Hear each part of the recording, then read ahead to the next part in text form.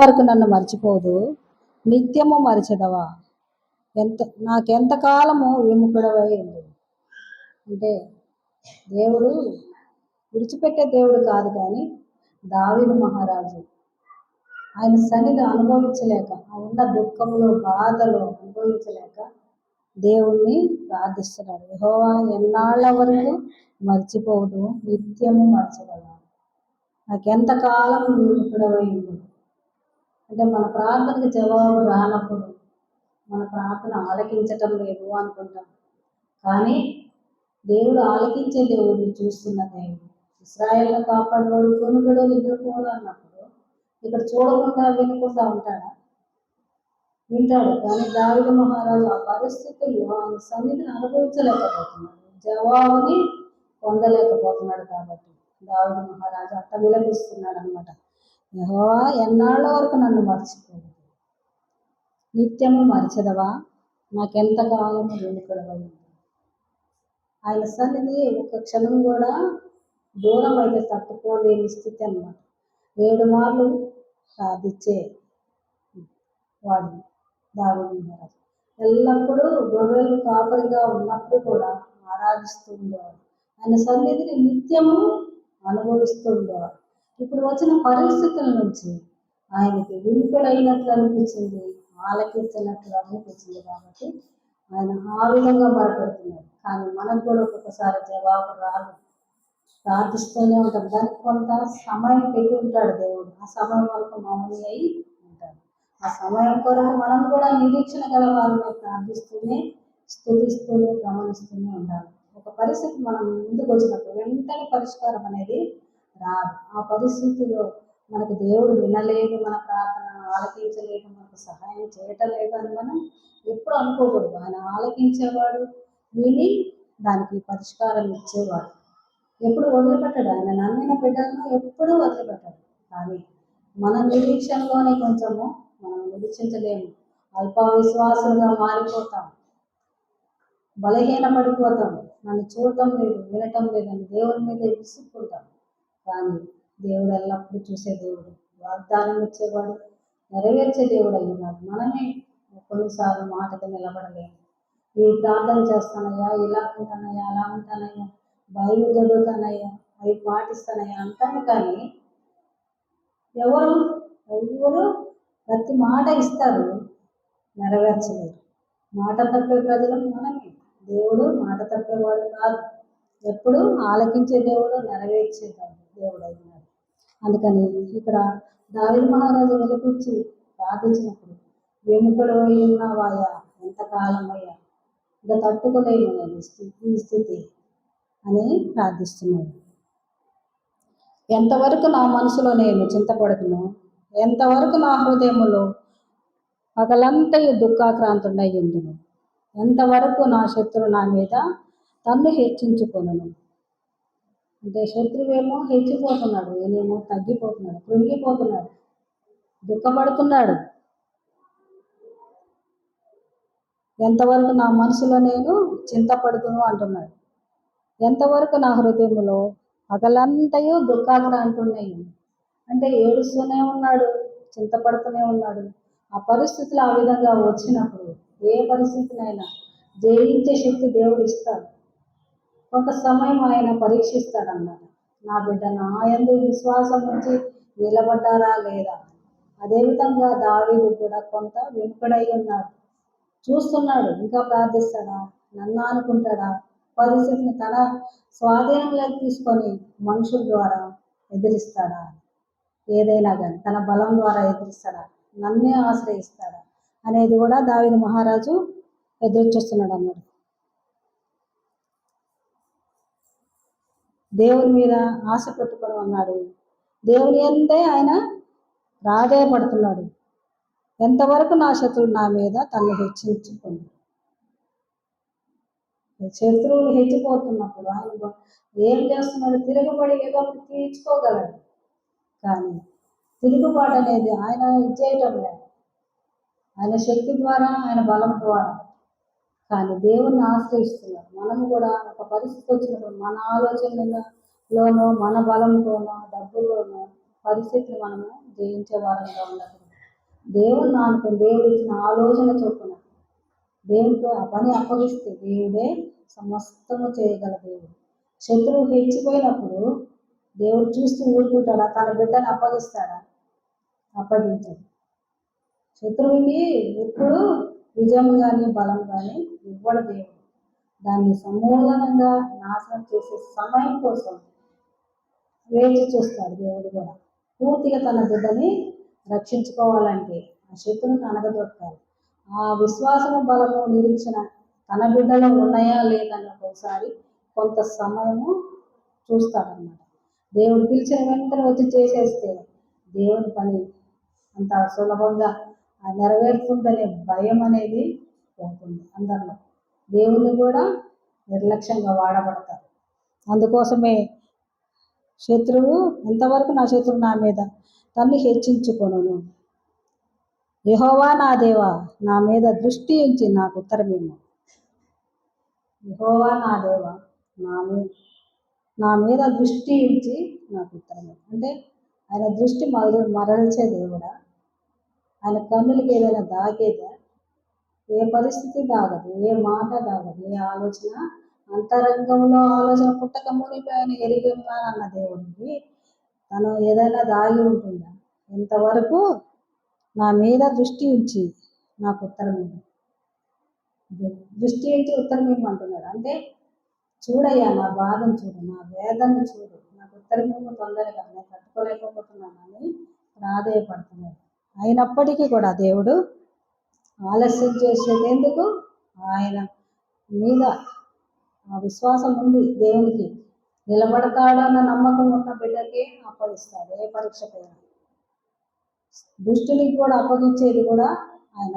ఇప్పుడు యోగుని అప్పగించాడు, ఆయన నిలబడతాడన్న విశ్వాసం ఆయనకు ఉంది, దేవునికి నమ్మకం ఉంది. మనుషులకు లేకపోయినా దేవునికి ఉంది, తన ఇంటి వారికి లేకపోయినా దేవునికి ఉంది కాబట్టి నిలబెట్టుకున్నాడు. మళ్ళీ తిరిగి రెండంతలుగా ఆశీర్వాదాన్ని అనుగ్రహించాడు. అదేవిధంగా మనమందరం కూడా దేవునిపై ఆనుకొని ఉంటే మన స్థితి పరిస్థితుల్లో ఏ స్థితిలోనైనా దేవుడు ఆదుకునే దేవుడు, ఆదరించే దేవుడు, ఓదార్చే దేవుడు, నెమ్మదిచ్చే దేవుడు, జవాబునిచ్చి సమస్యను పరిష్కరించే దేవుడు.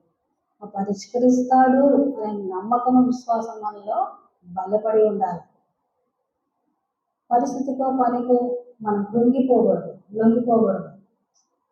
దేవుడు చూడటం లేదు, నా ప్రార్థన ఆలకించటం లేదు అనే మళ్ళీ మనం ఆయన మీద నిందలు మోపకూడదు. ఆయన ఎల్లప్పుడూ చూసే దేవుడు, ఆలకించే దేవుడు, సహాయం చేసే దేవుడు అయి ఉన్నాడు కాబట్టి భయపడిన అవసరం లేదు. నేను మరణ నిద్ర నొందకుండాను వాని గెలిచితినని నా శత్రువు చెప్పుకొనకుండగను. నేను తూలిపోయి ఉండగా నా విరోధులు హర్షింపకుండాను నా కన్నులకు వెలిగిను. అంటే నేను మరణమైపోకూడదయ్యా, నేను తూలిపోకూడదయ్యా అని అన్నీ నన్ను గెలిచానని నా శత్రువులు అతిశయించకుండా ఉండాలి. నేను తూలిపోయి ఉండగా నా విరోధులు హర్షింపకుండా. అంటే మనల్ని గెలిచామన్న ఇది వాళ్ళల్లో సంతోషం వస్తుంది, కానీ అది తాత్కాలికం. గెలిచామనుకుంటారు. ఏదన్నా పని మన మీద తిరుగుబాటుతో వ్యతిరేకతతో చేసినప్పుడు వాళ్ళు అనుకుంటారు మనల్ని గెలిచాము అనుకుంటారు, వీళ్ళని ఓడించాము, వీళ్ళు దేవుడు ఏమాయను అన్న ప్రశ్న కూడా వేస్తారు. కానీ మన దేవుడు నిశ్చలంగా నిదానంగా చేసే దేవుడు, ఆశీర్వదించే దేవుడు, నిలబెట్టే దేవుడు. ఎన్ని సమయాల్లో కూడా మనల్ని పడిపోకుండా నిలబెట్టే దేవుడు అయి ఉన్నాడు. ఆయన ఆశ్రయించిన ప్రజలను ఎప్పుడు వదిలిపెట్టాడు. నా కన్నులకు వెలిగిమ్ము అని అంటున్నాడు. ఎందుకంటే వాళ్ళు నేను మరణ నిద్ర నొందకుండా వాళ్ళు గెలిచింది నా శత్రువు చెప్పుకోనకూడదు. నేను పడిపోకుండా నా విరోధులు హర్షింపకుండా అన్ని విషయాల్లో నన్ను నిలబెట్టి నా కన్నులకు వెలిగిమ్ము. అంటే ప్రతి పరిస్థితిని జయించి గెలిచి దేవుడు చూసే కన్నులు, దేవునితో కలిసి ఉండే కన్నులు, ఆ వెలుగులో జీవించే జీవితం కావాలా.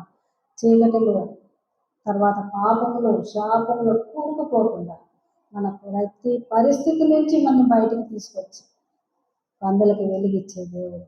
మనము ఆయన స్తుతించే విధంగా నిలబెట్టుకునే దేవుడు అయి ఉన్నాడు మన దేవుడు. అందుకే దావీదు మహారాజు, నా కన్నులకు వెలిగిమ్ము, నేనైతే నీ కృపయందు నమ్మిక ఇచ్చి ఉన్నాను, నీ రక్షణ విషయమై నా హృదయం హర్షించుచున్నది, యెహోవా నాకు మహోపకారము చేసి ఉన్నాడు, నేను ఆయనను కీర్తించాను. అంటే జరగక ముందే దేవుని స్తుతించేస్తున్నాడు. ఏదైనా దేవునికి అప్పగిచ్చాడు, వాళ్ళకి విజయం ఇయ్యొద్దయ్యా, వాళ్ళ ముందు నేను ఓడిపోకూడదయ్యా, పడిపోకూడదయ్యా, ప్రతి విషయంలో నన్ను నిలబెట్టి నా కన్నులకు వెలిగి ఈ చీకటిలో నేను జీవించకూడదు, ఈ పాపపు లోకంలో నేను జీవించకూడదు, నాకు వెలిగివు, నేనైతే నీ కృప యందు నమ్మిక ఇచ్చాను. అంటే ఆయన కృప విస్తారమైనది. అందుకని ఆయన యందు నమ్మిక ఇచ్చి ఉన్నానని స్థిరంగా చెప్తున్నాడు దావీదు మహారాజు. నీ రక్షణ విషయమై నా హృదయం హర్షించుచున్నది. అంటే అంత బాధలు కూడా ఆయన రక్షించే దేవుడని ఆయన హర్షిస్తున్నాడు, ఆనందపడుతున్నాడు, సంతోషిస్తున్నాడు, స్తుతిస్తున్నాడు దేవుణ్ణి. యెహోవా నాకు మహోపకారం చేసి ఉన్నాడు, నేను ఆయనను కీర్తించాను. మనకు చేయకముందే మనం ఏ పరిస్థితుల్లో అయ్యా నువ్వు చేయగల దేవుడు, నిన్ను స్తుతిస్తున్నాను, నేను కీర్తిస్తున్నాను, నీ బిడ్డగా నీ సాక్షిగా నన్ను నిలబెట్టుకుంటాను నమ్ముతున్నానయ్యా అని మనం స్తుతించగలిగితే ఆ స్థితి నుంచి, పరిస్థితి నుంచి బయటకు తీసుకొస్తాడు. మనం అయిపోయిన తర్వాత ఏదో సాక్ష్యం చెప్పాలనుకుంటాం, కానీ మనం ఉన్న స్థితిలోనే, పరిస్థితుల్లోనే దేవుని స్తుతించడం మనం నేర్చుకోవాలి.